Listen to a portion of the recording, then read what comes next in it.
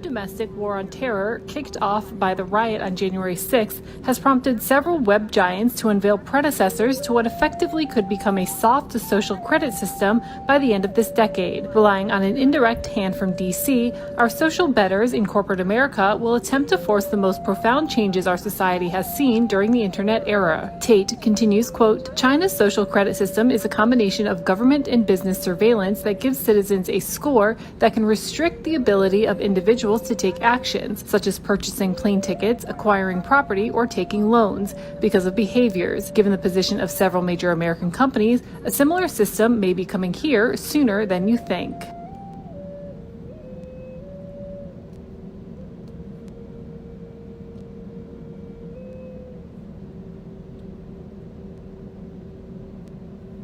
She's diligent. She's nice. No surprise. She's a 752. We face a number of important issues around privacy, safety, and democracy, and you will rightfully have some hard questions for me to answer. Before I talk about the steps we're taking to address them, I want to talk about how we got here. In 2014, the Communist Party called for a system to allow the trustworthy to roam everywhere under heaven, while making it hard for the discredited to take a single step.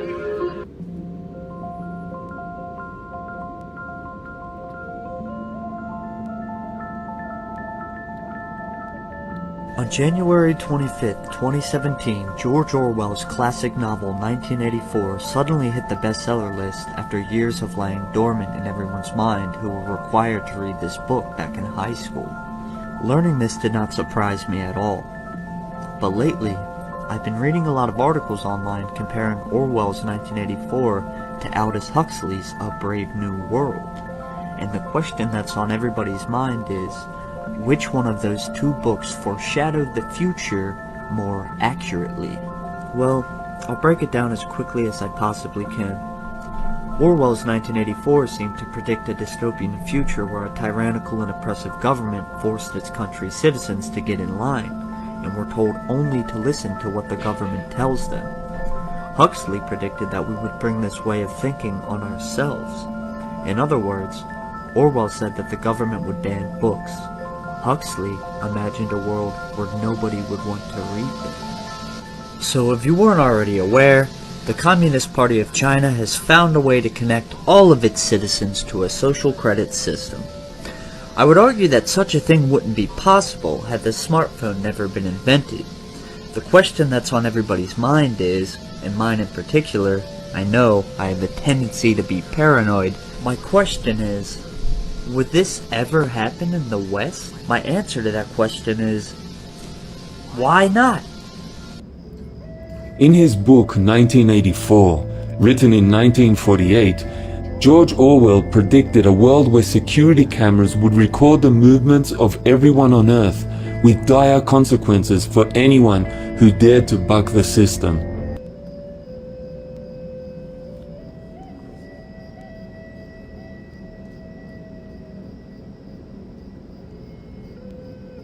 "1984 came and went without much concern. Sure, there were signs of greater government control, but not all that much. Now, however, less than 35 years later, we are starting to see this same sort of totalitarian government coming into existence before our very eyes. And it is happening in a country which already has a human rights record to rival Orwell's dystopian prediction. And tragically, there seems to be little that the human race can do to stop it. In a recent documentary released by ABC TV in Australia, a system of totally computerized control for 1.4 billion Chinese citizens was examined by foreign correspondent reporters. It has all the earmarks of exactly what Orwell predicted. China calls the system social credit.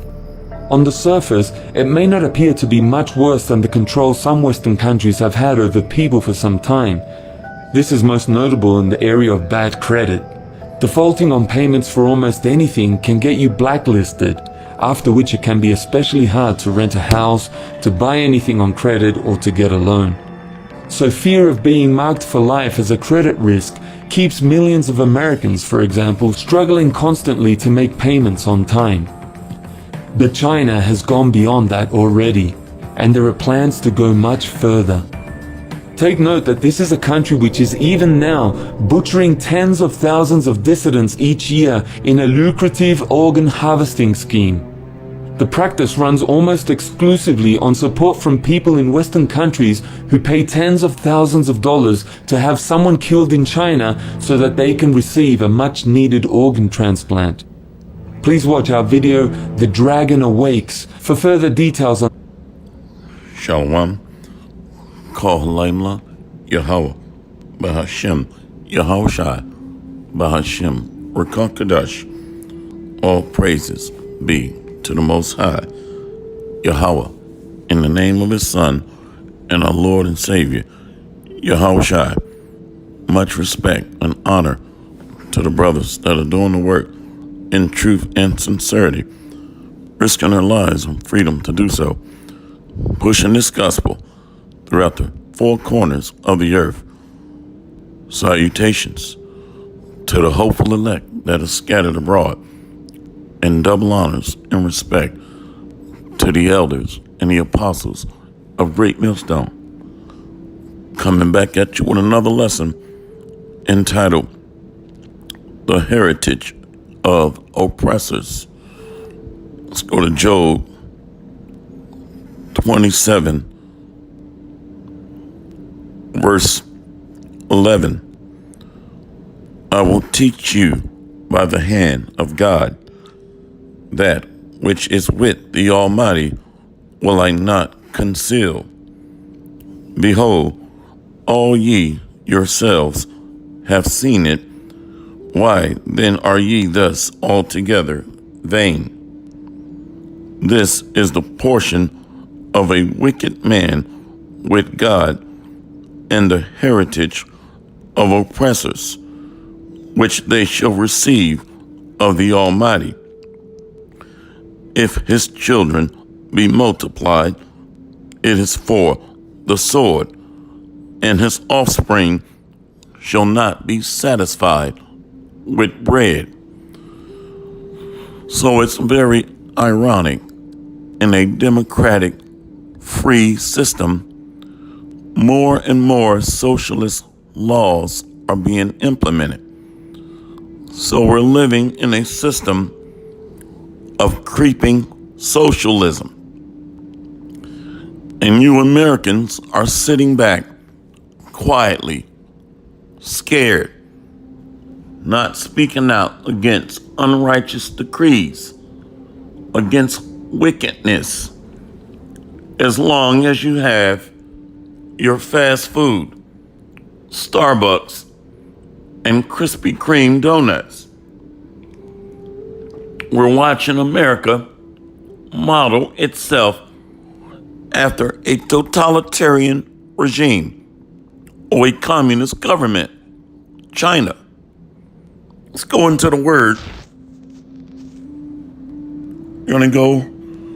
I encourage you to read this on your own. I cannot read it, so you have to read this on your own. So, Ralph Epperson's 1989 book. Let's continue. I'm going to go to the book of Psalms, chapter 10. A book of Psalms, chapter 10, verse 8. He sitteth in the lurking places of the villages, in the secret places doth he murder the innocent. His eyes are privily set against the poor. So these CCTV cameras are on every corner, coupled with satellite surveillance, and now being plugged into 5 and 6G tracking technology. So where is the public outcry on invasion and intrusion of privacy? Where? So this is creeping socialism, slowly being squeezed by the serpent. The book of Psalms, chapter 10, verse 9. He lieth in wait secretly as a lion in his den. He lieth in wait to catch the poor. He doth catch the poor when he draweth him into his net. What net? A surveillance net. Network. So this is a satellite communications surveillance network. Let's look up that word net. Net. Here we go. Comes from the Hebrew. Strong's H 7568. Resheth. Resheth. Wow, look at that. Network for catching animals. So you Americans are being treated like goyim, cattle or sheep being led to the slaughter. As a trap for men. Wait a minute. Who did the Bible say is a cunning hunter? In Genesis chapter 25. Esau, Edom. Genesis 10, verse 9. He lieth in wait secretly as a lion in his den. He lieth in wait to catch the poor. He doth catch the poor when he draweth him into his net. So this is surveillance. So they use the law, National Defense Act, Patriot Act, to pave the way for privacy intrusions. Let's look up that word secretly. Comes from the Hebrew. Strong's H 4565. Mistar. Mistar. A perpetuation of crime, hiding place. So these are unrighteous decrees in a so-called free country that's becoming a totalitarian country or socialist right before our eyes. Let's keep going. Let's go to Isaiah chapter 10, verse 1. The book of Isaiah chapter 10, verse 1. Woe unto them that decree unrighteous decrees, and that right grievousness which they have prescribed, to turn aside the needy from judgment, and to take away the right from the poor of my people, that widows may be their prey, and that they may rob the fatherless. So these are unrighteous decrees, wickedness, unlawful. There ought to be protests, petitions of the people. So many people have been rocked to sleep. I did a lesson not too long ago. The hand that rocks the cradle is the hand that rules the world. So many people have been rocked to sleep by media, entertainment, false news, or enchantment through propaganda, media, which comes from the word medium, to transfer a spirit unto you of deep sleep or deception.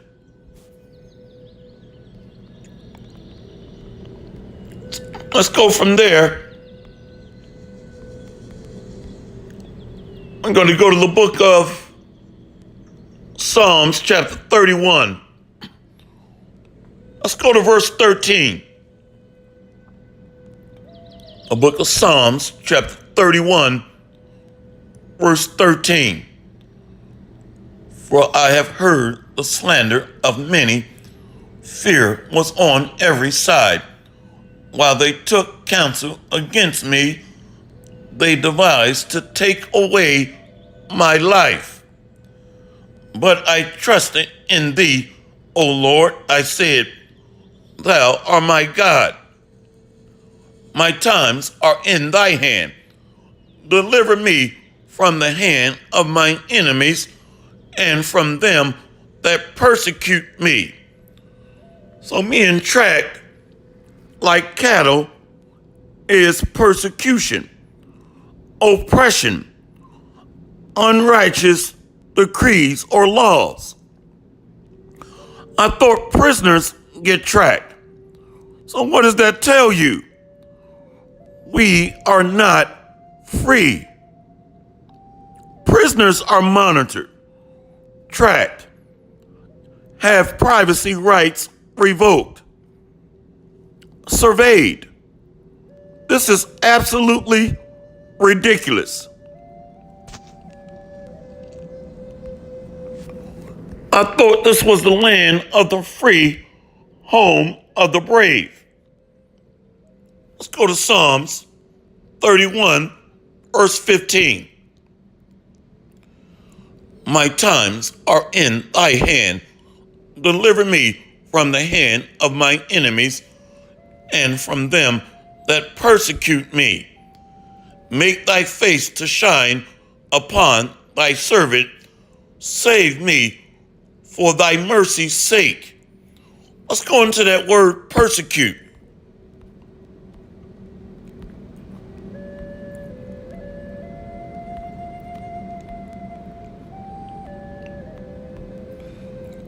Persecute comes from the Hebrew Strong's H 7291. Radaf. Check this out. To follow after, pursue. So all these CCTV cameras, satellite surveillance, video surveillance, to harass. So we're being harassed, persecuted, pursued in the land of the free, home of the brave. Let's go to Psalms 31, verse 16. What does it mean, make thy face to shine upon thy servant? Mercy through word of truth. That's the Lord's face. Mercy through word of truth. Psalms 31, verse 17.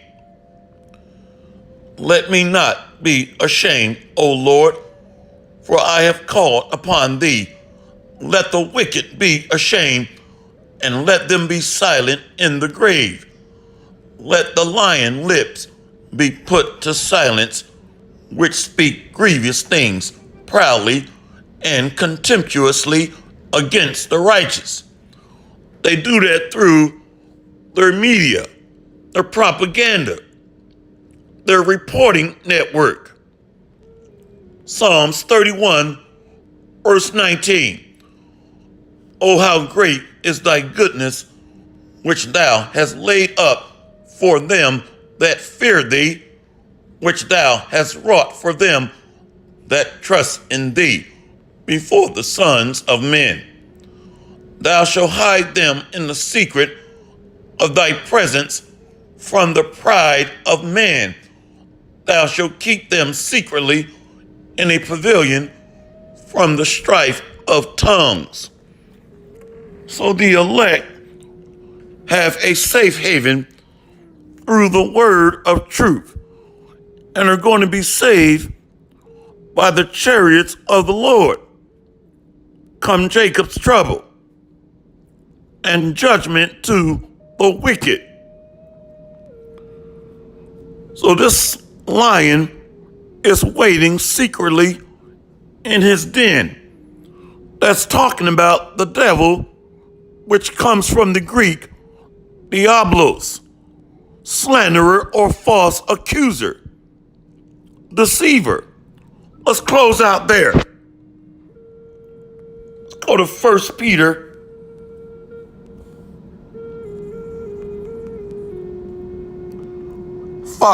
verse 8. The book of 1 Peter, chapter 5, verse 5. Humble yourselves, therefore, under the mighty hand of God, that he may exalt you in due time, casting all your care upon him, for he cared for you. How is the Most High showing that he cared for us? Raising up prophets, giving us this truth. 1 Peter 5, verse 8. Be sober, be vigilant, because your adversary, the devil, as a roaring lion, walketh about, seeking whom he may devour. Did we not read that in Psalms 10, verse 9? He lieth in wait secretly as a lion in his den. He lieth in wait to catch the poor. He doth catch the poor when he draweth him into his net, his surveillance network. So the Bible is the most powerful book on earth, a true book.